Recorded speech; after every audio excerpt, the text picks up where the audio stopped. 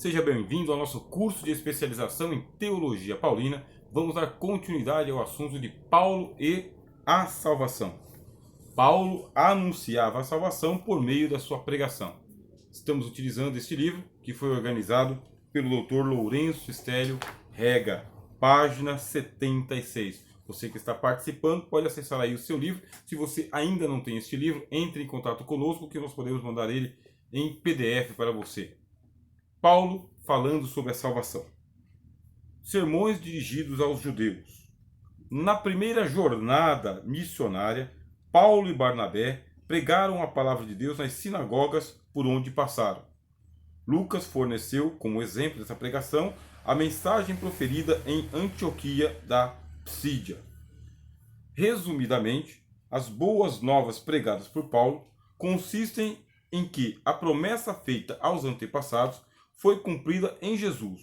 Portanto, mediante a atuação de Cristo, é proclamado o perdão dos pecados.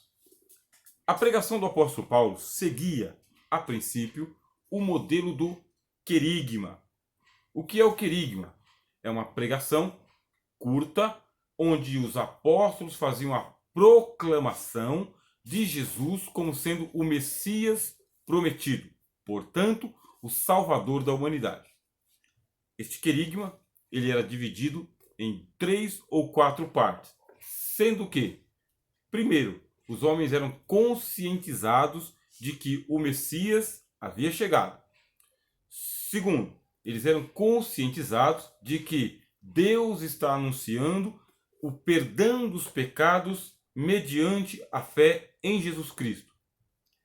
Terceiro, eles diziam que este perdão dos pecados exigia uma postura de arrependimento do pecador. É um perdão gratuito, mas a demonstração da fé é por meio do arrependimento. O arrependimento que vai gerar a conversão. E quarto, as pessoas se convertiam a Cristo e recebiam o dom do Espírito Santo, porque o Espírito Santo só pode ser dado por Deus, enviado por Deus. E como que Deus faz para enviar o Espírito Santo? Envia para aqueles que têm fé em Jesus Cristo. Isso é chamado de querigma, proclamação. O apóstolo Paulo também utilizava-se do método querigmático, da proclamação. Anunciava Jesus, o arrependimento dos pecados, o perdão destes pecados e depois a descida do Espírito Santo. Variava de uma maneira ou de outra. Paulo anunciava a salvação primeiramente aos judeus. E por quê? Porque havia uma lenda entre os judeus, um mito entre os judeus, de que eles eram o povo exclusivo do Senhor.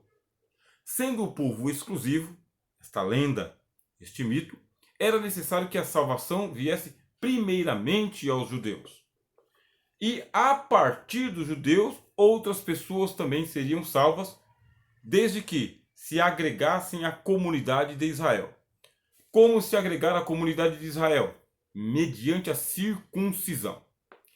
Nos primeiros anos da pregação do Evangelho, Paulo teve muita dificuldade com esta lenda judaica, com este mito judaico da salvação dos gentios por meio do judaísmo. Mas ele recebeu uma compreensão muito melhorada, muito aperfeiçoada deste assunto.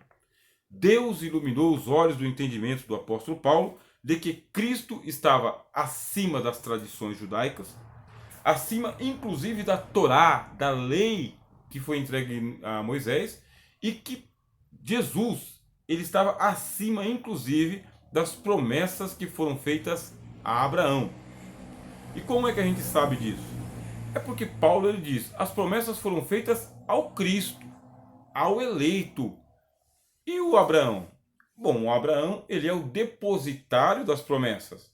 Ele é o depositário, assim como um banco recebe o dinheiro dos seus investidores e o banco administra o dinheiro dos seus investidores e depois devolve esse dinheiro aos investidores em forma de juros e outros tipos de capitalizações. Da mesma maneira, Abraão, ele seria um depositário das promessas que eram para Jesus. As promessas não eram para Abraão, As promessas eram para a semente de Abraão. Quem seria a semente? Não as sementes. Quem seria o descendente? Não as descendências. O Cristo. Veja só o entendimento que Deus deu ao apóstolo Paulo. Todas as coisas eram para Jesus. A lei, os profetas, as promessas, o culto, todas as sombras do Antigo Testamento apontando para Jesus. E esta iluminação foi dada ao apóstolo Paulo.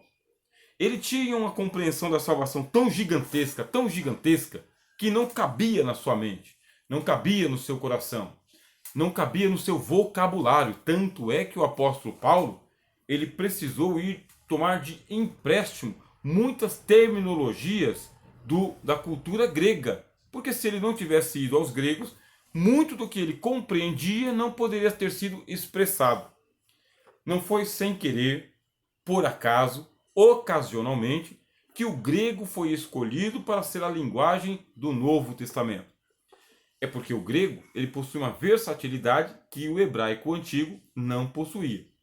E a expressão da fé de Deus, a expressão da fé de Cristo, foi entregue para nós, os gentios, em língua gentílica, que é o grego. Inclusive, eu convido você, de vez em quando, comece a fazer algumas incursões em o Novo Testamento grego, aprendendo algumas terminologias. Eu tenho um livro muito importante, depois eu vou apresentá-lo para vocês aqui, que é um livro que ele fala da teologia de Paulo, explorando a terminologia grega. Agora não é a ocasião, mas se Deus nos der essa graça, porque nós estamos passando uma grande luta agora com essa negócio de pandemia que está acontecendo aí.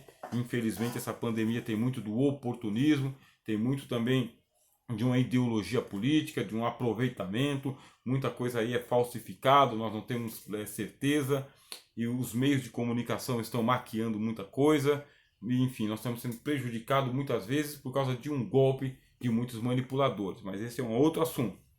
Bom, o fato é que isso está afetando o nosso aproveitamento nesse curso de especialização. Está afetando, de uma forma ou de outra. O que você deve fazer então? Você deve dar continuidade aos seus estudos, aconteça o que acontecer, diminua as distâncias, entre em contato conosco, não perca o time, não perca a temática, não perca o aproveitamento, avance. Veja, o apóstolo Paulo tinha uma compreensão da salvação de Jesus muito gigantesca.